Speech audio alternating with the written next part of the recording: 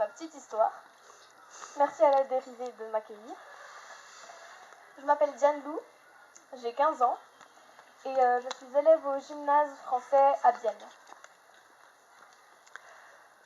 L'année passée, avec mes parents, on a découvert Greta Thunberg, ses actions qui m'ont fait très envie. Elle m'a permis de comprendre que moi aussi je pouvais faire quelque chose en tant que jeune. Elle proposait cette grève de l'école. Moi j'ai voulu la faire en tout premier, mais finalement le vendredi j'avais des cours importants, des maths, de l'allemand que je voulais vraiment pas louper. Alors j'ai réfléchi à un moyen de faire la grève mais en restant à l'école. Ça m'a donné l'idée de la grève du silence. Donc le but c'était de rester à l'école, de suivre les cours, mais de ne pas parler, ni à mes camarades, ni à mes professeurs, ni même à mon frère qui était dans la même classe que moi. J'ai annoncé donc cette grève qui, plus tard, j'ai découvert aussi qu'elle pourrait servir à certains jeunes qui, dans certains cantons, certains cantons interdisaient la grève de l'école aux jeunes. Et donc cette grève pouvait aussi, par exemple, servir à ces jeunes qui voulaient faire bouger leur entourage. J'ai annoncé donc cette grève de la parole et du silence dans mon école, afin de faire bouger mes professeurs en premier lieu.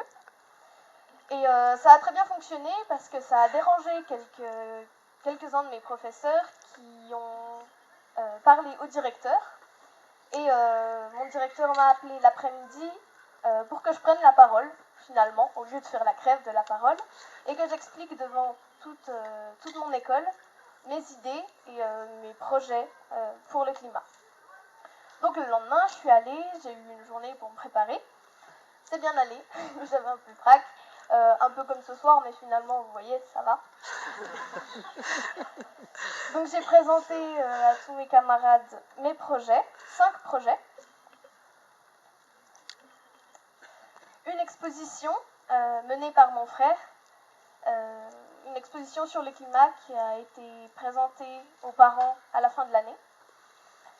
Un autre groupe a réfléchi à des changements dans les infrastructures pour que l'établissement soit plus écologique. Il y a aussi eu un concours de déchets qui a été organisé lors de la journée sportive à la fin de l'année. Une collecte de fonds destinée à être versée à une association qui s'occupe d'animaux en danger ou un hôpital pour animaux. Donc ces sous sont allés à l'association Riminea.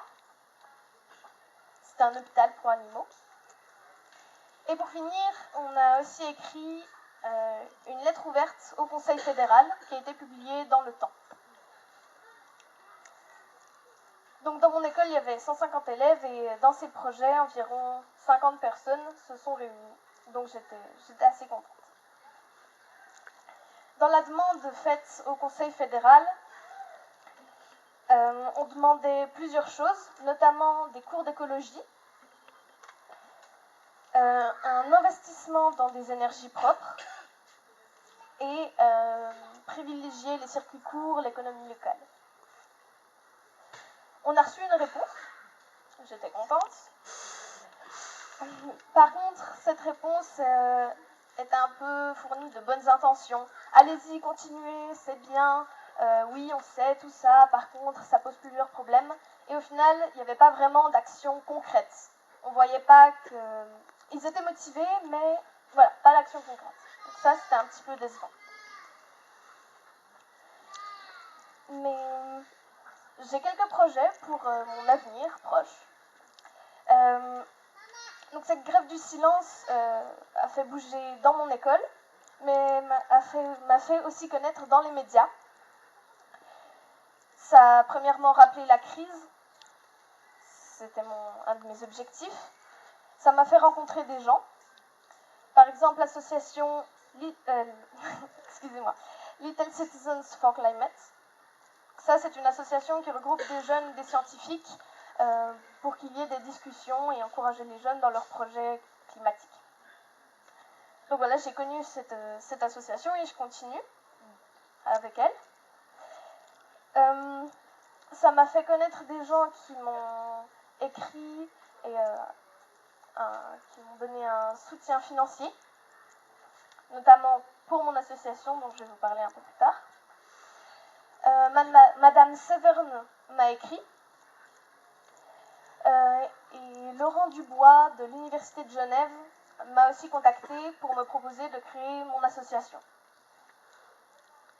Cette association, c'est une association qui s'appelle Bec et Plume. Mes parents notamment m'aident pour cette association.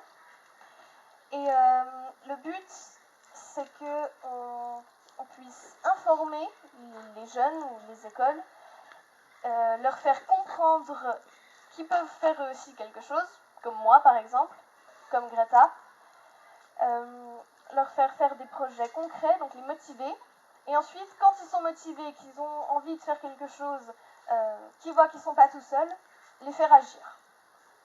Je ne vais pas pour l'instant vous en dire plus parce que cette association, elle a été construite mercredi, donc elle est toute jeune.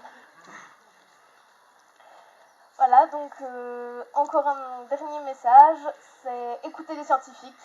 On est plusieurs maintenant à vous dire ça. Aux politiques aussi, écoutez les scientifiques et faites des petits gestes. Je sais ce qu'il faut faire, non, je sais ce qu'il faut arrêter de faire ou diminuer. Je sais pas, j'ai pas vraiment de solution concrète, mais pour le moment, commencez par écouter les scientifiques. Merci beaucoup.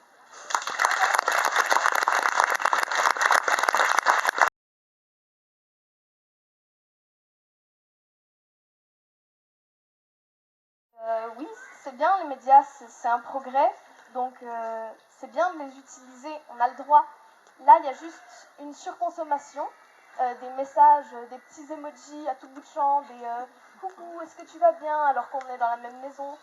Voilà, donc ça, c'est un problème. Mais moi, je suis vraiment prête à faire des efforts, j'ai déjà commencé d'ailleurs. Mais les médias, il ne faut pas s'en priver, il faut juste réduire sa consommation et arrêter d'envoyer des messages idiots qui servent à rien.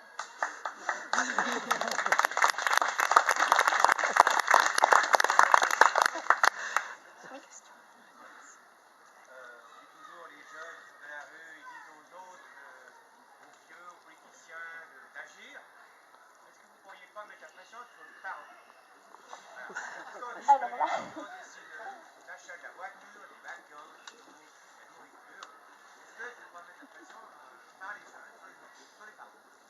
alors là, mes parents, moi j'ai pas eu beaucoup besoin de les motiver, les miens. Mais oui, il faut leur mettre sa pression quand même. Oui, bon nous, voilà, là on est venu en voiture électrique, on aurait aussi pu prendre le train, donc oui, mes parents, là j'ai pas eu besoin de faire beaucoup d'efforts pour les motiver, mais voilà, dans mon école, il y a plusieurs élèves qui ont été motivés par les projets, qui ont motivé aussi leurs parents, qui ont commencé à acheter du bio, qui ont dit « Ah, c'est trop bien, en plus le bio, c'est meilleur !» Voilà.